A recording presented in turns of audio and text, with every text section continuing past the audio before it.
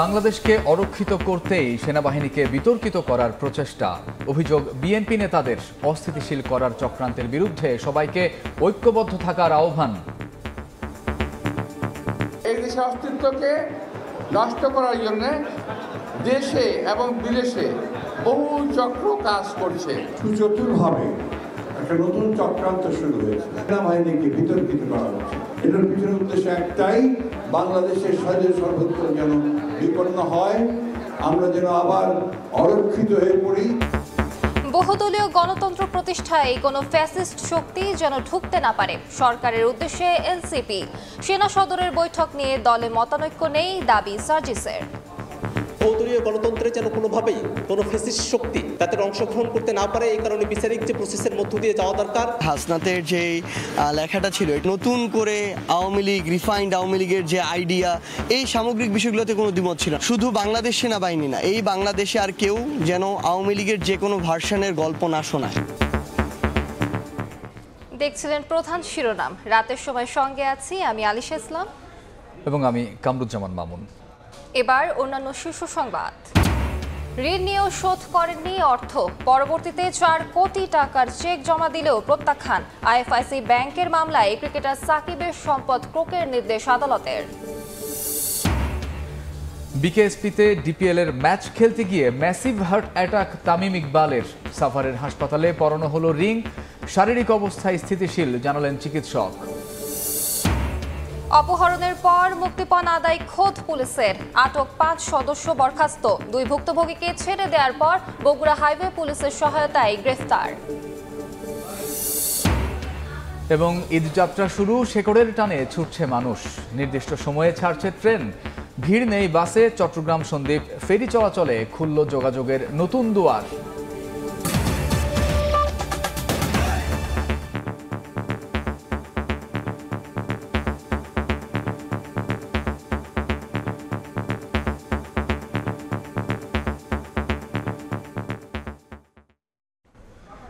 দেশকে অরক্ষিত করতেই সেনাবাহিনীকে বিতর্কিত করার প্রচেষ্টা চলছে বলে অভিযোগ করেছেন বিএনপির শীর্ষ নেতারা। সন্ধ্যায় রাজধানীর স্কাটনে ইফতার মাহফিলে তারা বলেন, সেনাবাহিনীকে জনগণের মুখোমুখি দাঁড় করানোর অপচেষ্টা হচ্ছে। দেশের কোথাও কিছু একটা করার চেষ্টা চলছে। এসব চক্রান্ত, ষড়যন্ত্র ঐক্যবদ্ধভাবে মোকাবিলার আহ্বান জানান বিএনপি নেতারা।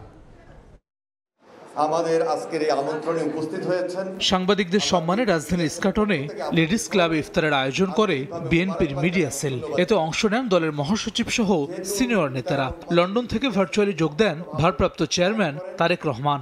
বিভিন্ন কিছুর ভেতর দিয়েও আপনারা বিএনপির কথাগুলো জনগণের কাছে পৌঁছে দিতে চেষ্টা করেছেন। ইফতার মাহফিলে মির্জা আব্বাস বলেন, দেশের অস্তিত্ব নিয়ে ষড়যন্ত্র চলছে, এতে দেশ বিদেশের একাধিক চক্র জড়িত। 5 তারিখের আগে যে পরিস্থিতি আমাদের ছিল, তার 5 তারিখ পর্যন্ত আমাদের এই পরিস্থিতি ছিল, সেই পরিস্থিতি আমাদের দেশে অবস্থান ঠিক রাখতে হবে। তা যদি না হয়, এই দেশের কিন্তু অস্তিত্ব বিলীন হয়ে যাবে। আর এই দেশের অস্তিত্বকে নষ্ট করার জন্য দেশে এবং বিদেশে বহু চক্র কাজ করছে। তারেক রহমান বলেন, সেনাবাহিনী ও জনগণকে মুখোমুখি দাঁড় করানোর ষড়যন্ত্র চলছে। আর মির্জা ফখরুল বলেন, বাংলাদেশকে অরক্ষিত করতেই সেনাবাহিনীকে সুচতুরভাবে নিশানা করা হয়েছে। ফ্যাসিস্ট সরকার আমলে যেভাবে বাংলাদেশের স্বাধীন সর্বত্র বিপন্ন করা হয়েছে, আজকে আবার বাংলাদেশের স্বাধীন সর্বত্র যেন বিপন্ন হয়, আমরা যেন আবার অরক্ষিত হয়ে পড়ি। আমাদের সেই দেশপ্রেমিক সেনাবাহিনী, যারা দেশের প্রতিটি গুরুত্বপূর্ণ মুহূর্তে জাতির পাশে এসে দাঁড়িয়েছে, তাদেরকে আজকে আবার বিতর্কিত করার একটা হীন প্রচেষ্টা শুরু হয়েছে। এদিকে বাংলাদেশ মেডিকেল বিশ্ববিদ্যালয়ে ঢাকাস্থ চট্টগ্রাম মেডিকেল কলেজে জাতীয়তাবাদী চিকিৎসকদের ইফতারে যোগ দেন আমির খসরু মাহমুদ চৌধুরী। বলেন, নির্বাচন বানচালের চেষ্টা করছে একটি চক্র। এখন যারা গণতন্ত্রকে, নির্বাচনকে ব্যাহত করার চেষ্টা করছে, তারা একটা ভিন্ন পথে চলার চেষ্টা করছে। হাসিনা এক পথে গণতন্ত্র ধ্বংস করেছে, নির্বাচন ব্যবস্থাকে ধ্বংস করেছে, সুষ্ঠু নির্বাচন চাই নাই। এখন আরেকটা শক্তি ভিন্ন পথে, ভিন্ন চিন্তায় আগামী দিনে নির্বাচনকে বানচাল করার চেষ্টা করছে। এ সময় নির্বাচন বাধাগ্রস্তকারীরা গণতন্ত্রের শত্রুতে পরিণত হবে বলে সতর্ক করেন আমির খসরু। Chittagong medical college. হাসান ওয়ালি, সময় সংবাদ, ঢাকা। জাতীয় নাগরিক পার্টিকে শুধু দল হিসেবে না দেখে নতুন রাজনৈতিক বন্দোবস্তের সূচনা হিসেবে দেখার আহ্বান জানিয়েছেন দলের আহ্বায়ক নাহিদ ইসলাম। সন্ধ্যায় বিভিন্ন দেশের কূটনীতিকদের সঙ্গে জাতীয় নাগরিক পার্টি আয়োজিত ইফতার মাহফিলে এ কথা বলেন নাহিদ ইসলাম। বলেন, তরুণদের নজিরবিহীন ত্যাগের মধ্য দিয়ে জুলাই অভ্যুত্থান সফল হয়েছে। এদেশে বহুদলীয় গণতন্ত্র প্রতিষ্ঠায় কোনো ফ্যাসিস্ট শক্তি যেন অংশগ্রহণ করতে না পারে, অন্তর্বর্তী সরকারকে সে বিষয়ে সতর্ক থাকার আহ্বান জানান দলটির সদস্য সচিব আক্তার হোসেন।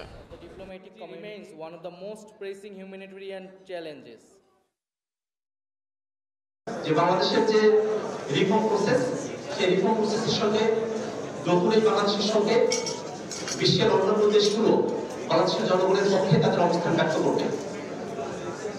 একই সাথে আমরা মনে করি বাংলাদেশের সে বহুদলীয় গণতন্ত্রে যেন কোনোভাবেই কোনো ফ্যাসিস্ট শক্তি তাদের অংশগ্রহণ করতে না পারে, এই কারণে বিচারিক যে প্রসেসের মধ্য দিয়ে যাওয়া দরকার, অন্তর্বর্তীকালীন সরকার সেই প্রসেস মেনটেন করবে। The necessity of a new political settlement that can deliver the justice, reform and constitutional transformation demanded by our people. Our political roadmap centers on 3 key agendas: justice, reform and the election of a constituent assembly which will also function as the next parliament. বাংলাদেশের যে দেশের আইন শৃঙ্খলা পরিস্থিতি স্থিতিশীল। ঈদের ছুটিতেও সারা দেশে নিরাপত্তা নিয়ে বিঘ্ন ঘটবে না। বিকেলে সচিবালয়ে স্বরাষ্ট্র সচিব আরও বলেন, যে কোনো সময় জরুরি অবস্থা জারি নিয়ে সামাজিক যোগাযোগ মাধ্যমে গুজব ছড়ানো হচ্ছে। আওয়ামী লীগকে পুনর্বাসনের চাপ দেয়া নিয়ে সেনাবাহিনীকে জড়িয়ে বিস্ফোরক সব অভিযোগ সামনে এনেছেন জাতীয় নাগরিক পার্টি এনসিপি নেতারা। এ নিয়ে উত্তপ্ত রাজনীতি, সামাজিক যোগাযোগ মাধ্যমেও ছড়িয়ে পড়েছে জরুরি অবস্থা জারি সহ নানা ধরনের গুঞ্জন। এ অবস্থায় সোমবার বিকেলে সচিবালয়ে দেশের আইন শৃঙ্খলা পরিস্থিতি নিয়ে কথা বলেন স্বরাষ্ট্র মন্ত্রণালয়ের সিনিয়র সচিব নাসিমুল গনি। বলেন, দেশের আইন শৃঙ্খলা স্থিতিশীল রয়েছে, ঈদের ছুটিতেও নিরাপত্তায় বিঘ্ন ঘটবে না। জরুরি অবস্থা জারি নিয়ে গুজব ছড়ানো হচ্ছে। মেয়ার গসিপস আলাপ আলোচনা হচ্ছে, কিন্তু একজনের কথা বলছে, এর সম্বন্ধে আমার কোনো কমেন্ট নেই। আমরা ভিজিলেন্সি একটুও কমাই নাই। শুধু নর্মাল যে পেট্রোলিং হচ্ছে পুলিশের তা না, প্রতি রাত্রে 2 জন অফিসার ঢাকা শহরের প্রত্যেকটা পেট্রোলিং কদ্দূর হচ্ছে না হচ্ছে সেটা সরাসরি তারা যাচ্ছেন। এদিকে সমুদ্র পথে অবৈধভাবে অস্ট্রেলিয়ায় পাড়ি জমানো বাংলাদেশিদের ফিরিয়ে আনার প্রক্রিয়া নিয়ে সচিবালয়ে বৈঠক করেছে দুদেশ। পরে স্বরাষ্ট্র সচিব জানান, অবৈধ বাংলাদেশিদের ফেরত পাঠানোর পাশাপাশি তাদের পুনর্বাসনের উদ্যোগ নেয়ার অনুরোধ জানানো হয়েছে। ল্যান্ড পথে তারা অস্ট্রেলিয়ার কাছাকাছি চলে যে নৌপথে যাওয়ার কিছু লোক চেষ্টা করত, তারা ওগুলো ধরে পারলে কোথাকার লোক সেই দেশে তারা পাঠিয়ে দেয়। যখন জানবো যে আমাদের দেশের লোক, তখন তাদেরকে আমরা অ্যাকসেপ্ট করব। এই লোকগুলোকে ইন আদার ওয়ার্ডস কীভাবে কম্পেনসেট করতে পারি ফর দেয়ার লস, এইটাতে তারা সাপোর্ট দেওয়ার জন্য একটা অঙ্গীকার করেছে। ঈদের পর দিল্লির পরিবর্তে ঢাকায় অবস্থিত অস্ট্রেলিয়া হাইকমিশন থেকে বাংলাদেশিদের ভিসা প্রক্রিয়া সম্পন্ন করা হবে বলেও জানান সিনিয়র সচিব। এতদিন দিল্লি থেকে হচ্ছিল, তো সেটা এখন অপারেটিং শুরু করবে এই মাসের শেষের থেকে। প্রসূন আশিস, সময় সংবাদ, ঢাকা। জুলাই গণহত্যার দ্রুত বিচার দাবিতে আন্তর্জাতিক অপরাধ ট্রাইব্যুনালের সামনে বিক্ষোভ করেছেন শহীদ পরিবারের সদস্যরা। একই সঙ্গে আওয়ামী লীগ নিষিদ্ধের দাবিও জানিয়েছেন তারা। এদিকে মামলার সংখ্যা ও তদন্তের অগ্রগতি নিয়ে অসন্তোষ প্রকাশ করেছেন ট্রাইব্যুনাল। জনবল বাড়ানোর তাগিদ দেওয়া হয়েছে। চিফ প্রসিকিউটর বলছেন, আন্তর্জাতিক মানের বিচার করতে গেলে যৌক্তিক সময় লাগবেই। 7.5 মাসেও বিচারের দৃশ্যমান কোনো অগ্রগতি না হওয়ায় ক্ষোভ শহীদ পরিবারের সদস্যদের। জুলাই গণহত্যার দ্রুত বিচার ও আওয়ামী লীগ নিষিদ্ধের দাবিতে আন্তর্জাতিক অপরাধ ট্রাইব্যুনালের সামনে বিক্ষোভ করেছেন তারা। বিচারের নামে আমরা তালবাহনা দেখতেছি। এই বাংলায় আওয়ামী লীগের কোনো ঠাঁই নাই। এর দোষর যারা আছে জাতীয় পার্টি, তারও বিচার করতে হবে। তদন্ত সংশ্লিষ্টরা বলছেন, এখন পর্যন্ত অন্তত ২০ জন পুলিশ সদস্য গ্রেফতারি পরোয়ানা জারির পর গা ঢাকা দিয়েছেন। গ্রেফতারের আদেশের তথ্য পাচারের কারণে তাদের ধরা যায়নি। এছাড়া জুলাই আগস্টের হত্যাযজ্ঞের সঙ্গে সরাসরি জড়িত অনেকেই ধরাছোঁয়ার বাইরে থাকায় ক্ষোভ প্রকাশ করেছেন নিহতের পরিবারের সদস্যরা। কাকে ফাঁসি দিবে আসামি যদি গ্রেফতার না করে? আইজি স্বরাষ্ট্র উপদেষ্টার কাছে গেলে ওনারা বলে, আইজি সাহেব বলে এত তাগাদা দিচ্ছেন কেন? ৮ মাস হয়ে গেছে, কয়টা আসামি গ্রেফতার করেছে? এদিন ২০১৬ সালে কল্যাণপুরে জঙ্গি নাটক সাজিয়ে ৯ জনকে হত্যা এবং জুলাই হত্যাকাণ্ডের পৃথক ৩ মামলায় সাবেক পুলিশ মহাপরিদর্শক শহীদুল হক, সাবেক ডিএমপি কমিশনার আসাদুজ্জামান মিয়া সহ ৬ জনকে হাজির করা হয় ট্রাইব্যুনালে। প্রায় ১৫০০ মানুষকে হত্যা, অন্তত ৩০,০০০ আহত হওয়ার ঘটনায় মামলার সংখ্যা, আসামি গ্রেফতার এবং তদন্তের অগ্রগতি নিয়ে অসন্তোষ প্রকাশ করেন আদালত। চিফ প্রসিকিউটর বলছেন, দ্রুত বিচারের দাবি উঠতেই পারে, তবে বিচার আন্তর্জাতিক মানের করতে গেলে যৌক্তিক সময় লাগবেই। আমরা যেমন দ্রুততম সময়ের মধ্যে মানুষকে ধরে এনেই তো এখানে, এটা তো মব জাস্টিস না, তাৎক্ষণিক বিচার তো এটা না, এটা ক্রাইমস অ্যাগেনস্ট হিউম্যানিটি, জটিলতম অপরাধ, জটিলতম তদন্ত পদ্ধতি, বিচারের পদ্ধতি, সেটাকে আন্তর্জাতিক স্ট্যান্ডার্ড অনুযায়ী করতে হবে।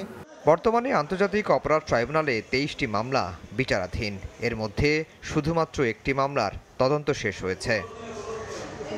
আফজাল হোসেন, সময় সংবাদ, ঢাকা। রাতের সময় আরও থাকছে। বৈশাখ বরণে শোভাযাত্রার নাম মঙ্গল শোভাযাত্রায় থাকছে শুধু বাঙালি নয়, অংশ নেবে সব জাতিগোষ্ঠী। প্রস্তুতি সভা শেষে জানালেন উপদেষ্টা। চেক ডিজঅনারের মামলায় ক্রিকেটার সাকিব আল হাসানের সম্পত্তি ক্রোকের নির্দেশ দিয়েছেন ঢাকার সিএমএম আদালত। আইএফআইসি ব্যাংকের প্রায় ৪ কোটি ১৫ লাখ টাকা প্রতারণার মামলায় এই আদেশ দেন বিচারক। গেল বছর মামলা দায়ের হলেও সমন ও গ্রেফতারি পরোয়ানা জারি করা হয়েছিল। মামলার অন্য আসামিরা জামিনে মুক্ত থাকলেও পলাতক সাকিব আল হাসান। বর্ণাঢ্য ক্রীড়া জীবনের মধ্য দিয়ে ৩৮তম বসন্তে পা রাখলেন সাকিব আল হাসান, কিন্তু জন্মদিনে আদালত থেকে সম্পত্তি ক্রোকের আদেশ পেলেন তিনি। এর আগে সমন জারি, পরে গ্রেফতারি পরোয়ানা, কোনো কিছুতেই আদালতে দেখা মেলেনি ক্রিকেটার সাকিব আল হাসানের। ঘটনা ২০১৭ সালের। আইএফআইসি ব্যাংক থেকে ১.৫ কোটি টাকা ঋণ নেয় সাকিব আল হাসান অ্যাগ্রো ফার্ম, কিন্তু নির্ধারিত সময়ে ঋণ পরিশোধ না করায় ব্যাংক থেকে একাধিকবার চিঠি পাঠানো হয়। পরে ব্যাংকে ২০২৪ সালের ৪ সেপ্টেম্বর সুদে আসলে ৪ কোটি ১৪ লাখ টাকার ২টি চেক দেয় প্রতিষ্ঠানটি, কিন্তু অ্যাগ্রো ফার্মের ব্যাংক হিসাবে পর্যাপ্ত টাকা না থাকায় চেক প্রত্যাখ্যান করা হয়। এতে টাকা পরিশোধের জন্য লিগ্যাল নোটিশ পাঠালেও আর সদুত্তর পায়নি আইএফআইসি ব্যাংক। ঘটনার পরিপ্রেক্ষিতে গেল বছরের ১৫ ডিসেম্বর সাকিব ও তার অ্যাগ্রো ফার্মের ৩ কর্মকর্তা সহ মোট ৪ জনের বিরুদ্ধে চেক ডিজঅনারের মামলা করে আইএফআইসি ব্যাংক। এর ৩ দিন পর ১৮ ডিসেম্বর অভিযুক্তদেরকে আদালতে হাজির হওয়ার নির্দেশ দেন ঢাকার সিএমএম আদালত, কিন্তু আসামিরা আদালতের নির্দেশ অমান্য করে হাজির না হওয়ায় চলতি বছরের ১৯ জানুয়ারি তাদের বিরুদ্ধে গ্রেফতারি পরোয়ানা জারি করা হয়। তাতেও কোনো প্রভাব না পড়ায় সোমবার সাকিবের সম্পত্তি ক্রোকের নির্দেশ দেন বিচারক। ওয়ারেন্টের পরবর্তীতে যার ফলে যখন আসেননি, এখন বিচারিক কার্যক্রমে যাওয়ার জন্য, মামলাটা বদলি হওয়ার জন্য এই স্টেপগুলো পার হতে হবে। ওনার প্রোক্লামেশন অ্যাটাচমেন্ট, ওনার সম্পত্তি ক্রোকের একটা আদেশ হয়েছে। সম্পত্তি বলতে স্থাবর সম্পত্তি বোঝায় বেসিক্যালি ক্রোকের জন্য। স্থাবর সম্পত্তির মধ্যে যা যা থাকবে সবই হবে। ও এখনো অর্ডার তো হাতে পাইনি বলতে এখনো লিখিত অর্ডার বের হয় নাই আর কি, যার কারণে আপনাকে এক্স্যাক্টলি ওই ওয়ার্ডটা বলা যাচ্ছে না। সাকিবের পাশাপাশি মামলার অন্য ২ আসামি কাজী শাহগীর হোসেন ও এমডি ইমদাদুল হক জামিনে মুক্ত আছেন এবং তৃতীয় আসামি মালেকা বেগম মারা গেছেন। আসিফ মোহাম্মদ সিয়াম, সময় সংবাদ, ঢাকা। 2 ফ্রিল্যান্সারকে অপহরণ করে মুক্তিপণ আদায়ের অভিযোগে বগুড়ায় গ্রেফতার হয়েছেন রাজশাহী মেট্রোপলিটন পুলিশের 5 সদস্য। বগুড়ার ধুনট উপজেলা থেকে ওই 2 ফ্রিল্যান্সারকে অপহরণ করে নিয়ে যাওয়ার পথে ভোরে বগুড়ার নাটোর আঞ্চলিক মহাসড়কে গাড়ি চালক সহ তাদের আটক করে হাইওয়ে পুলিশ। পরে 5 জনকেই বরখাস্ত করা হয়। শাহাদুল ইসলামের ক্যামেরায় আব্দুল আওয়ালের রিপোর্ট।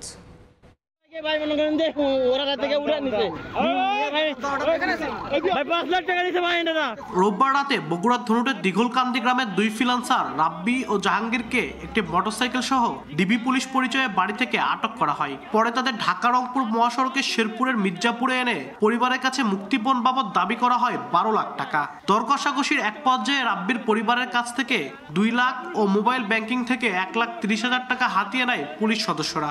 আর কি আছেন গাড়ি সোমবার ভোর 5:30টার দিকে মোটরসাইকেল সহ রাব্বি ও জাহাঙ্গীরকে মির্জাপুর এলাকাতেই ছেড়ে দেন পুলিশ সদস্যরা। পরে তারা মাইক্রোবাসে করে দ্রুত সেখান থেকে সটকে পড়ে রাজশাহীর দিকে যেতে থাকে। তবে রাব্বির স্বজনেরা মোটরসাইকেলে করে তাদের পিছু নেয়। এক পর্যায়ে বগুড়া নাটোর মহাসড়কের বীরগ্রাম এলাকায় হাইওয়ে পুলিশের সহযোগিতায় অভিযুক্ত রাজশাহী মেট্রোপলিটন পুলিশের 5 সদস্যকে আটক করা হয়। ওই সময় মাইক্রোবাসে থাকা আরেক পুলিশ সদস্য আব্দুল ওহাব পালিয়ে যান। আমরা ডিবি থেকে আসছি, ঢাকা থেকে আসছি, চলো আমাদের সাথে যেতে হবে। প্রথমে দাবি করে 12 লাখ টাকা, এরপরে ওরা কমাতে কমাতে 5 লাখ টাকায় আসে। বগুড়ায় 2 ফ্রিল্যান্সারকে অপহরণ করে মুক্তিপণের অভিযোগে রাজশাহী মেট্রোপলিটন পুলিশের 5 সদস্যকে বরখাস্ত করা হয়েছে। কর্তৃপক্ষকে না জানায় বগুড়াতে একটা তাদের পার্সোনালি তারা অভিযোগ যায়, অসৎ উদ্দেশ্য থাকে বলেই প্রাথমিক তদন্ত মনে হচ্ছে। তাদের বিরুদ্ধে যে ফৌজদারি মামলাও হচ্ছে, অ্যারেস্ট হওয়ার সাথে সাথেই বিভাগীয় প্রসিডিং শুরু হয়ে গেছে, বিভাগীয় ব্যবস্থা যেটা। অভিযুক্তরা রাজশাহী মেট্রোপলিটন ডিবি পুলিশের উপপরিদর্শক শাহিন অনু, কনস্টেবল রিপন মিয়া, আবুল কালাম, মাহাবুর আলম ও বশির আলী। আব্দুল আউয়াল, সময় সংবাদ। সিন্ডিকেট গড়ে নানা অনিয়ম, দুর্নীতি আর স্বেচ্ছাচারিতার মাধ্যমে সিআইডিকে নিজের তালুকে পরিণত করেছিলেন সংস্থাটির সাবেক প্রধান মোহাম্মদ আলী মিয়া। এই সিন্ডিকেটের খোঁজে বিভিন্ন দফতরে চিঠি দিচ্ছে দুদক। এদিকে সাবেক চিফ হুইপ নুরি আলম চৌধুরী ও তার স্ত্রীর বিরুদ্ধে 70 কোটি টাকার অবৈধ সম্পদ অর্জনের অভিযোগে মামলা করেছে সংস্থাটি। আমরা আশা করছি ক্ষমতাচ্যুত আওয়ামী লীগ সরকারের ঘনিষ্ঠ ঊর্ধ্বতন পুলিশ কর্মকর্তা হিসেবে পরিচিত মোহাম্মদ আলী মিয়াকে পট পরিবর্তনের পর বাধ্যতামূলক অবসরে পাঠানো হয়। দুদকের অভিযোগে বলা হয়েছে 2 বছর সিআইডি প্রধান থাকাকালে তিনি কোনো নিয়মনীতির পরোয়া করেননি। মামলা রুজু, অভিযান, তদন্তের সিদ্ধান্ত থেকে নিষ্পত্তি সবকিছুই নিজস্ব সিন্ডিকেটের মাধ্যমে নিয়ন্ত্রণ করতেন সাবেক সিআইডি প্রধান মোহাম্মদ আলী মিয়া। এবার এই সিন্ডিকেটের বিপুল বিত্ত বৈভবের সন্ধানে সিআইডি সদর দফতর সহ বিভিন্ন দফতরে চিঠি দিয়েছে দুদক। এদিন মাদারীপুর 1 আসনের সাবেক এমপি নুরি আলম চৌধুরী ও তার স্ত্রীর বিরুদ্ধে মামলা করেছে দুদক। তাদের বিরুদ্ধে 70 কোটি টাকার অবৈধ সম্পদ ও 232 কোটি টাকার সন্দেহজনক লেনদেনের অভিযোগ আনা হয়েছে। 232 কোটি টাকারও বেশি অস্বাভাবিক এবং সন্দেহজনক লেনদেন করার অভিযোগ অনুসন্ধানকালে প্রমাণিত হয়েছে। এই কারণে তার বিরুদ্ধে দুর্নীতি দমন কমিশন আইন 2004, মানি লন্ডারিং প্রতিরোধ আইন 2012 এবং দুর্নীতি প্রতিরোধ আইন 1947 সংশ্লিষ্ট ধারায় একটি মামলা রুজুর সিদ্ধান্ত গৃহীত হয়েছে। পট পরিবর্তনের পর বিদেশে দুর্নীতিবাজদের সম্পদ জব্দ করতে দুদক তৎপর রয়েছে বলেও জানিয়েছেন সংশ্লিষ্টরা। দেশে এবং বিদেশে যে সম্পদের জব্দের বা ক্রয় অবরোধের আদেশ আপনারা দেখছেন, এগুলি দেশে যেগুলি হচ্ছে সেগুলি বাস্তবায়ন করা হচ্ছে, যেগুলি বিদেশে রয়েছে সেগুলি একটু প্রক্রিয়া আছে। তাসলিম তৌহিদ, সময় সংবাদ, ঢাকা। বৈশাখ বরণে শোভাযাত্রার নাম মঙ্গল শোভাযাত্রাই থাকছে। এতে শুধু বাঙালি নয়, অংশ নেবে সব জাতিগোষ্ঠী। ঢাকা বিশ্ববিদ্যালয়ে নববর্ষ উদযাপনের প্রস্তুতি বিষয়ক সভা শেষে সংস্কৃতি বিষয়ক উপদেষ্টা জানান, সংস্কৃতির সব ধারাকে এক জায়গায় আনাই লক্ষ্য। এবার মঙ্গল শোভাযাত্রায় প্রতিপাদ্য ঠিক করা হয়েছে নববর্ষের ঐকতান, ফ্যাসিবাদের অবসান। পহেলা বৈশাখ মানেই বাংলার লোকজ সংস্কৃতির সঙ্গে জীবনের মেলবন্ধন। প্রতিবারের মতো এবারও সমস্ত গ্লানি মুছে জরা ঘুচে নতুন শুরুর অপেক্ষায় পুরো জাতি। সোমবার ঢাকা বিশ্ববিদ্যালয়ের সিনেট হলে নববর্ষ উদযাপনের প্রস্তুতি নিয়ে বৈঠক করেন অংশীজনরা। পরে সংস্কৃতি উপদেষ্টা জানান, মঙ্গল শোভাযাত্রার নাম পরিবর্তন নিয়ে কোনো আলোচনা হয়নি। এবারের প্রতিপাদ্য ঠিক করা হয়েছে নববর্ষের ঐক্যতান, ফ্যাসিবাদের অবসান। আমাদের গতকালকের মিটিংও এই বিষয়ে কোনো আলোচনা হয় নাই, আজকের মিটিংও আমাদের এই নিয়ে কোনো আলোচনা হয়। এবার উদযাপনটা 2 দিন ব্যাপী হবে। চৈত্র সংক্রান্তির আয়োজন থাকবে, পয়লা বৈশাখের আয়োজন থাকবে। উপদেষ্টা জানান, এবার বর্ষবরণ হবে অন্তর্ভুক্তিমূলক। শুধু বাঙালিদের নিয়ে নয়, একই শোভাযাত্রায় অংশ নেবে চাকমা, মারমা, সাঁওতাল, গারো সহ সব জাতিগোষ্ঠী। সংস্কৃতির সব ধারাকে এক জায়গায় আনাই লক্ষ্য। এখন আরও অনেকেই যুক্ত হবে, যে বিভিন্ন জাতিগোষ্ঠী, তাদের সাংস্কৃতিক টিম এবং প্রাইভেট ইউনিভার্সিটিগুলো তারাও যুক্ত হচ্ছে এটার সঙ্গে। ফলে এটা is going to B bigger, better and more colourful. নববর্ষ উদযাপনে নেয়া পরিকল্পনাগুলো বাস্তবায়নে একাধিক কমিটি গঠন করা হবে বলেও জানান উপদেষ্টা। নববর্ষের ঐক্যতান, ফ্যাসিবাদের অবসান। চন্দ্রিমা চৌধুরী, সময় সংবাদ, ঢাকা। এবার বাণিজ্যের সংবাদ।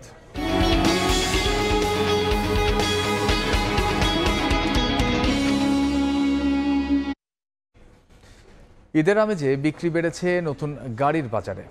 ক্রেতা টানতে কোনো প্রতিষ্ঠান দিচ্ছে মূল্য ছাড় সহ বিভিন্ন অফার, আবার কোনো কোনো কোম্পানির চলমান অফারেই ঈদের আগে ক্রেতা সমাগম বেড়েছে শোরুমে।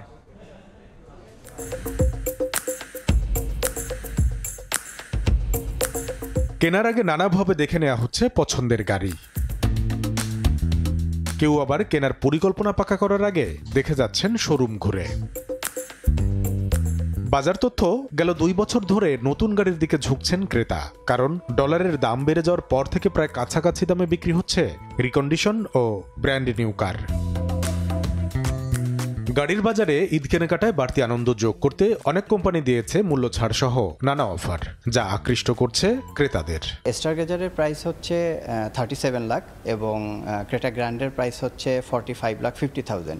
এই দুটো মডেলের উপরেই আমাদের হচ্ছে 50,000 টাকা ক্যাশ ডিসকাউন্ট অফার যাচ্ছে এবং সিক্রেট রেসিপি 10,000 টাকার কুপন যাচ্ছে এবং হাইসেন্সের হচ্ছে 10,000 টাকার কুপন যাচ্ছে। এই অফারের কারণে আমরা খুব ভালো রেসপন্স পাচ্ছি। সবকিছু মিলিয়ে আসলে আমি ক্রেটা গ্র্যান্ডটা বুকিং করে দিলাম। 7 সিটার গাড়ি 1500 সিসির মধ্যে আছে, এটার মধ্যে অনেক ফিচার ভালো আছে আর মাইলেজও ভালো, এই জন্য নিয়ে নিলাম। আব্বা আমার একটা চয়েস ছিল। কোনো কোনো কোম্পানি আবার চলমান অফারেই পাচ্ছে ভালো সাড়া। ঈদ উপলক্ষে এই গাড়ি অনেকেই পারচেস করতেছে এবং সবাই they are looking for brand new cars. Ceylon 6-এ আমরা অফার দিচ্ছি 63,90,000 ফার্স্ট 200 কাস্টমারের জন্য, 1,10,000 টাকা ছাড়। ঈদের আগে যদি বাই করতে পারে, দ্যাট কেস বাসায় সবার সাথে উৎসব আনন্দের মধ্যে নতুন গাড়ি শো করা। বাংলাদেশে বর্তমানে সেডান কারের চেয়ে এসইউভির দিকে ক্রেতাদের নজর বেশি, যেখানে আবার নতুন করে আগ্রহ বাড়িয়েছে 7 সিটার ও পরিবেশ বান্ধব ইভি। কামরুল হাসান সবুজ, সময় সংবাদ, ঢাকা।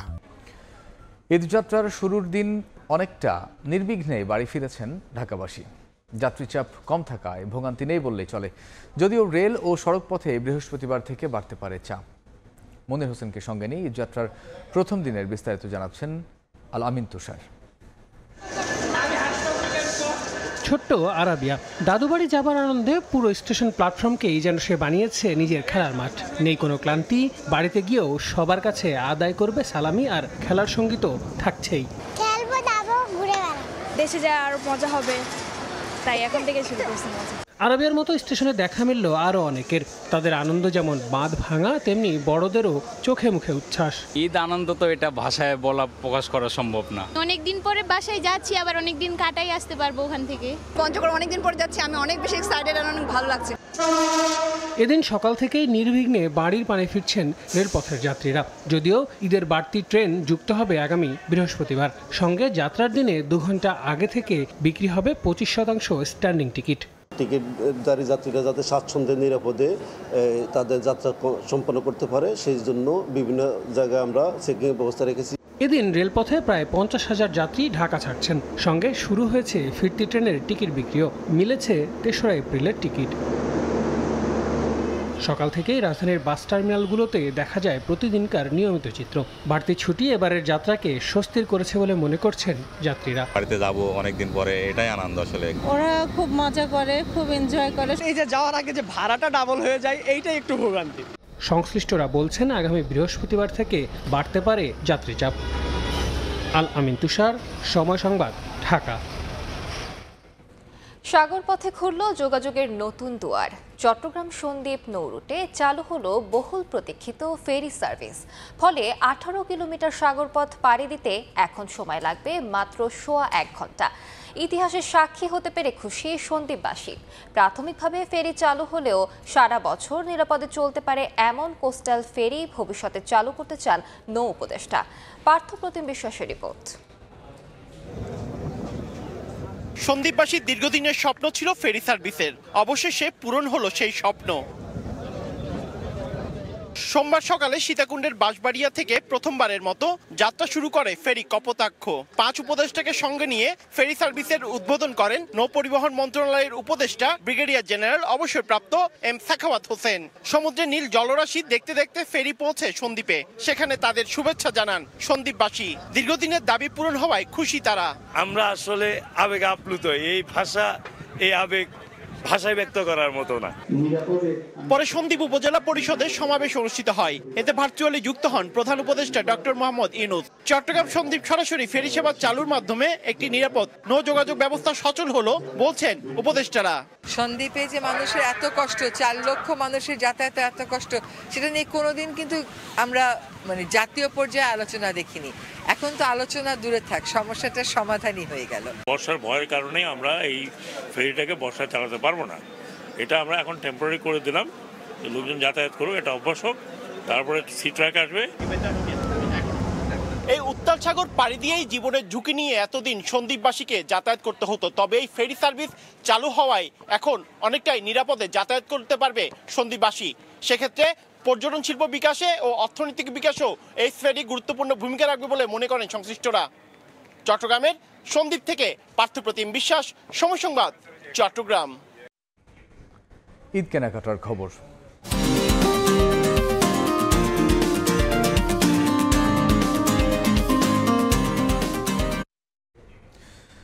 ছুটিতে যাওয়ার আগে শেষ সময়ে ঈদের কেনাকাটায় ব্যস্ত সময় পার করছেন ক্রেতারা। জামা কাপড়ের পর এখন ক্রেতাদের চাপ বেশি জুতোর দোকানে। বিক্রেতারা বলছেন সকাল ও দুপুরে ভিড় কম থাকলেও ইফতারের পর চাপ বাড়ে দ্বিগুণ। চাকরিজীবীদের অনেকেই ২৭ মার্চ ছুটি নেয় মূলত ২৬ মার্চ থেকেই অঘোষিতভাবে শুরু হচ্ছে ঈদের ছুটি। তাই রোজার শেষ সপ্তাহে কেনাকাটায় ব্যস্ততা বেড়েছে ক্রেতা বিক্রেতাদের মাঝে। সোমবার রাজধানীর বিভিন্ন শপিং মল ঘুরে দেখা যায় শুরুর দিকে ব্যস্ততা থাকায় শেষ সময়ে এসে কেনাকাটা করছেন অনেকেই। তবে সাপ্তাহিক কর্মদিবস হওয়ায় এদিন দুপুর পর্যন্ত কাপড়ের দোকানগুলোতে ক্রেতাদের চাপ তেমন দেখা যায়নি। লেট হয়ে গেছে, সময় হয় নাই, আম্মু ফ্রি হয় নাই, তাই সময় করেই উঠতে পারতাম। যে ইউনিভার্সিটির বন্ধ মাত্র বন্ধ দিল, তাও এই কারণে হচ্ছে আর কি যে শেষ পর্যায়ে এসে কেনাকাটাটা শুরু হয়েছে। যারা ঢাকার বাইরে চলে যায় ঈদ করার জন্য, তারা আসলে শুরুর দিকে কিনে ফেলে, সেটা 20 থেকে 25 হাজার ভেতরে কিনে ফেলে। যেহেতু সামনে সরকারি ছুটি চলে আসতেছে, তো ওই তুলনা হয়তোবা আর 2-1 দিন হয়তোবা কিছু কাস্টমার পাবো। অবশ্য কিছুটা ভিন্ন চিত্র জুতোর দোকানে। যাদের পোশাক কেনা শেষ তারা এখন রং মিলিয়ে কিনছেন জুতো। ভালো ডিজাইন ও আরামদায়ক জুতোতে ক্রেতা আকর্ষণ বেশি। এবছর জুতার কালেকশন মোটামুটি ভালো আছে, একটু খুঁজতে হয়। জুতার ক্ষেত্রে হচ্ছে ফার্স্টে যেটা নোটিস করা হয় বা মাথায় রাখা হয় সেটা হচ্ছে কমফোর্টের যে জোনটা। আমার মোটামুটি সব শপিং শেষ, এখন আপাতত জুতার সেকশনটা দেখছি। পাঞ্জাবি কেনা শেষ আমার, তারপর একটা প্যান্টও কিনছি, এখন জুতাটা একটু ম্যাচিং করে পাঞ্জাবির সাথে কিনবো আর কি। ঈদের আনন্দকে বাড়িয়ে তুলতে বাহারি কালেকশনে শপিং মল ও বিপণী বিতান সাজলেও অধিকাংশ ক্রেতারাই বাড়তি দামের অভিযোগ করছেন। আর বাড়তি 2.5% ভ্যাট কিছুটা বেকায়দায় ফেলছে ক্রেতা বিক্রেতা উভয়কেই। ফরহাদুর রহমান, সময় সংবাদ, ঢাকা। বিক্ষোভের আগুনে জ্বলছে তুরস্ক। প্রেসিডেন্ট এরদোয়ানের সমালোচক ও ইস্তাম্বুলের মেয়র এক্রেম ইমামোগ্লুকে কারাগারে পাঠানোর প্রতিবাদে আন্দোলন চলছে বিভিন্ন শহরে। রাজধানী আঙ্কারা, ইস্তাম্বুল ও ইজমিরে পুলিশের সঙ্গে ব্যাপক সংঘর্ষ হয়েছে বিক্ষোভকারীদের। দেশজুড়ে উত্তাল পরিস্থিতির মধ্যেই আগামী নির্বাচনে প্রেসিডেন্ট পদে লড়তে দলীয় প্রার্থী বাছাইয়ে ভোট আয়োজন করে রিপাবলিকান পিপলস পার্টি আরপিপি। রোববার তুরস্কের 81টি প্রদেশে একযোগে চলে ভোট গ্রহণ। ইমামোগ্লুর প্রতি জনসমর্থন বাড়াতে দলীয় সদস্যদের পাশাপাশি সাধারণ মানুষকেও ভোট দিয়ে সংহতি প্রকাশের আহ্বান জানায় দলটি। রাজনৈতিক বিশ্লেষকদের অনেকেই মনে করেন 2028 সালের প্রেসিডেন্ট নির্বাচনে ইমামোগ্লুকে অংশগ্রহণ করতে দিতে চান না প্রেসিডেন্ট রিসেপ তাইপ এরদোয়ান। এ কারণেই তার বিরুদ্ধে উদ্দেশ্য প্রণোদিত অভিযোগ এনে আটক করা হয়েছে। যদিও এই অভিযোগ অস্বীকার করে এরদোয়ান উল্টো অভিযোগ করেন বিশৃঙ্খলা তৈরির চেষ্টা করছেন বিরোধী দলীয় নেতাকর্মীরা। রাইসা জান্নাত, সময় সংবাদ। জ্ঞান ফিরেছে তামিম ইকবালের। চিকিৎসকদের সঙ্গে কথাও বলেছেন তিনি। আপাতত স্থিতিশীল আছে তার অবস্থা, এমনটাই জানিয়েছেন কেপিজে বিশেষায়িত হাসপাতালের চিকিৎসক। তবে এখনও শঙ্কামুক্ত নন টাইগারদের সাবেক অধিনায়ক।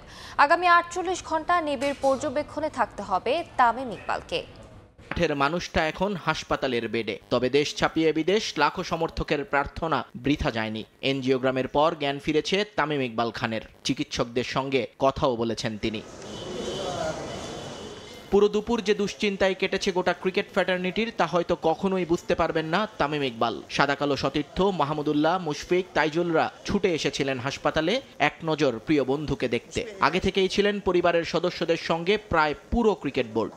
সমর্থকদের ভিড় আর সাংবাদিকদের উৎসুক উপস্থিতি হয়তো বিরক্তি বাড়িয়েছে হাসপাতাল কর্মীদের, কিন্তু এক তামিমের জন্য এত ভালোবাসায় মুগ্ধ হয়েছেন তারা। আপাতত শঙ্কা কেটে গেছে, স্থিতিশীল আছেন তামিম। সবাইকে নিশ্চিন্ত করেছেন কেপিজি হাসপাতালের পরিচালক ডাক্তার রাজীব হাসান। স্টেন্টিং এর পরেও এখনো উনি অবজারভেশনে আছেন এবং ক্রিটিক্যাল কন্ডিশনে এখনো কাটেনি, এটা একটু সময় লাগবে।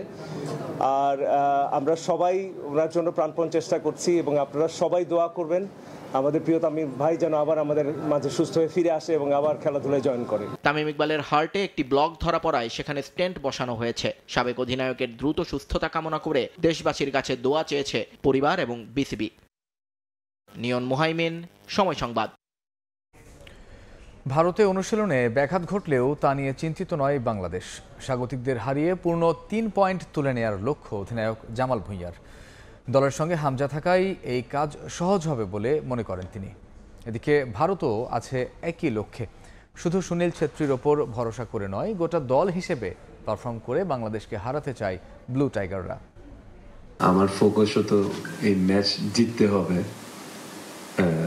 মানে যেটা কোচ মেনশন করছে, squad I think is the best squad. Hamza তো আসছে, সো এটা definitely is a big boost for us, but লক্ষ্য হচ্ছে 3 পয়েন্টস। এটা মানে আমি চাই, সবাই চাই। We know it's gonna be hard, but we will give our best. এ পর্যায়ে শীর্ষ সংবাদ জানিয়ে দিচ্ছি আরেকবার। বাংলাদেশকে অরক্ষিত করতেই সেনাবাহিনীকে বিতর্কিত করার প্রচেষ্টা, অভিযোগ বিএনপি নেতাদের। অস্থিতিশীল করার চক্রান্তের বিরুদ্ধে সবাইকে ঐক্যবদ্ধ থাকার আহ্বান। আওয়ামী লীগের পুনর্বাসন ইস্যুতে হাসনাতের বক্তব্যে এনসিপিতে মতানৈক্য নেই, দাবি সার্জিসের। গুম খুনের দায়ে সন্ত্রাসী দল হিসেবে নিবন্ধন বাতিল চান নাহিদ। এবং বিকেএসপিতে ডিপিএল এর ম্যাচ খেলতে গিয়ে ম্যাসিভ হার্ট অ্যাটাক তামিম ইকবালের। সাভারের হাসপাতালে পরানো হলো রিং। শারীরিক অবস্থা স্থিতিশীল জানালেন চিকিৎসক। এই ছিল রাতের সময়। সঙ্গে থাকুন সময়ের।